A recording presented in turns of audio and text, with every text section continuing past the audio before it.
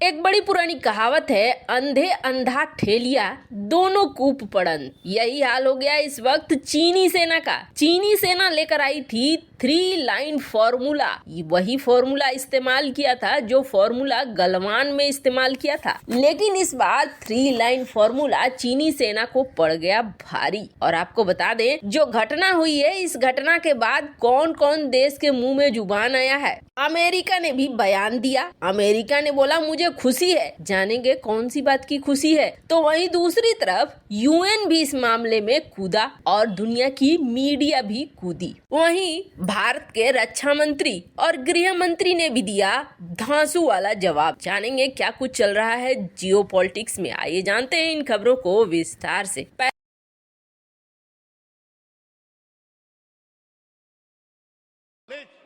9 दिसंबर 2022 को PLA Indian military commanders के timely intervention के कारण पीएलए सोल्जर्स अपनी लोकेशंस पर वापस चले गए अध्यक्ष महोदय। और इस घटना के पश्चात एरिया के लोकल कमांडर ने 11 दिसंबर 2022 को अपने चाइनीज काउंटर पार्ट के साथ स्थापित व्यवस्था के तहत एक फ्लैग मीटिंग की और इस घटना पर चर्चा की। चीनी पक्ष को इस तरह के एक्शन के लिए मना किया गया और सीमा पर शांति बनाए रखने के लिए कहा गया। इस मुद्दे को चीनी पक्ष के साथ कूटनीतिक स्तर पर भी उठाया गया है। अध्यक्ष महोदय, मैं इस सदन को आश्वस्त करना चाहता हूं कि हमारी सेनाएं हमारी भौमिक अखंडता को सुरक्षित रखने के लिए पूरी तरह से प्रतिबद्ध हैं और इसके खिलाफ किसी भी प्रयास को रोकने के लिए सदैव तत्पर है हमारी भारत की सेना। और मुझे विश्वास है कि यह सदन हमारी सेनाओं की वीरता और साहस को एक स्वर से समर्थन देगा।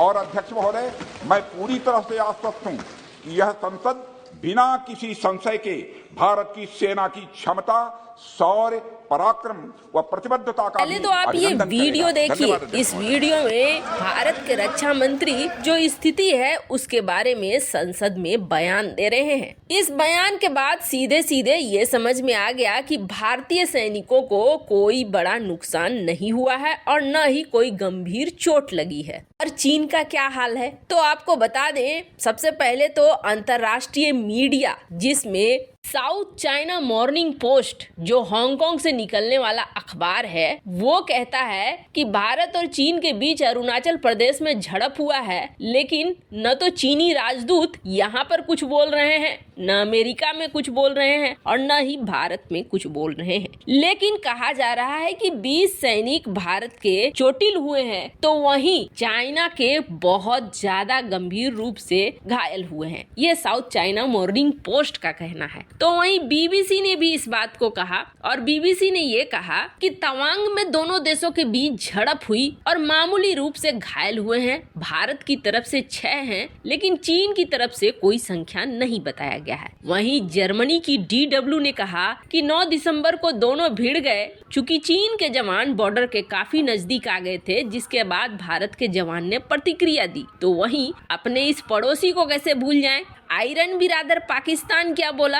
आयरन बिरादर पाकिस्तान बोला, अरे वो अमेरिका के साथ ओली में जो युद्धाभ्यास नहीं कर लिया भारत ने ना, उसी की वजह से ये लड़ाई हुई है और दोनों कुछ ही दिन बाद ही लड़े हैं। दोनों के सैनिक कुछ घायल हुए हैं। खैर, पाकिस्तान का डॉन कारण बताकर चला गया। ये थी दुनिया भर की मीडिया, लेकिन दुनिया की निगाहें थी कि अमेरिका क्या कहता है और बाकी दुनिया के देश क्या कहते हैं। तो अभी यूरोप के तरफ से कहीं से कुछ भी नहीं आया है। अभी इनके मुंह में दही है। रूस यूक्रेन के मामले में ये चाहेंगे कि भारत बोले, लेकिन अब देखना है कि यूरोप, अमेरिका और कौन कौन से देश हैं जो चाइना को इस चीज के लिए दोषी ठहराते हैं।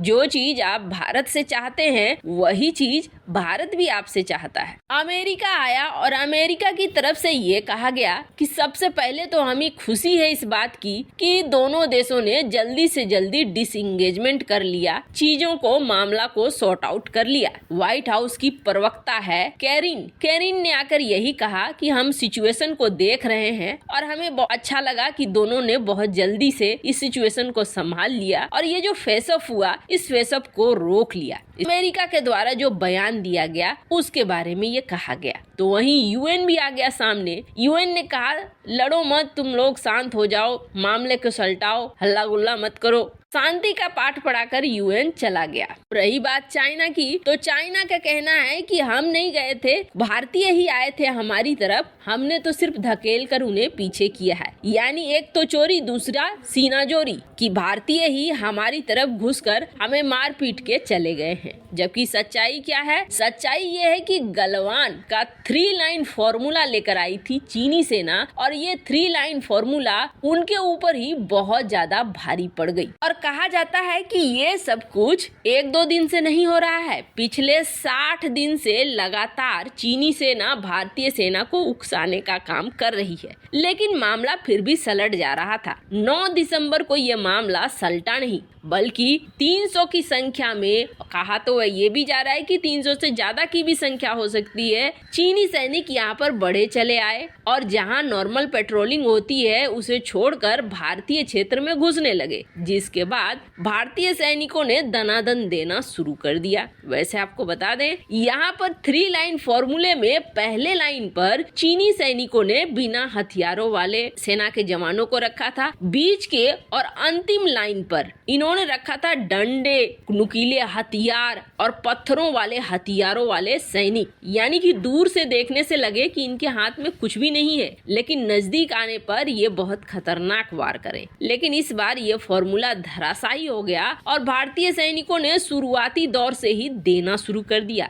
कहा जा रहा है कि मात्र 30 मिनट के अंदर ही मामले को सलटा दिया और चीनी सैनिकों को भागने पर मजबूर कर दिया। खैर, ये तो होना निश्चित था और जिस तरीके से भारत अरुणाचल प्रदेश में लगातार अपने इंफ्रास्ट्रक्चर वगैरह मजबूत कर रहा है, चीन इसे देखकर उतना ही ज्यादा बौखला रहा है। और जहां तक बात है तवांग की, तो तवांग के त्वांगसे को हथियाने के लिए चाइना आज से नहीं बल्कि काफी समय से प्रयास कर रहा है। कहा तो जाता है कि हर साल छोटी मोटी झड़प इस जगह को लेकर हो ही जाती है। वैसे आपको क्या लगता है, क्या चाइना भारत के साथ भिड़ने की कोशिश करेगा? कमेंट कर अपनी राय जरूर बताएं। जल्द मिलते हैं अगले वीडियो में नई खबर के साथ।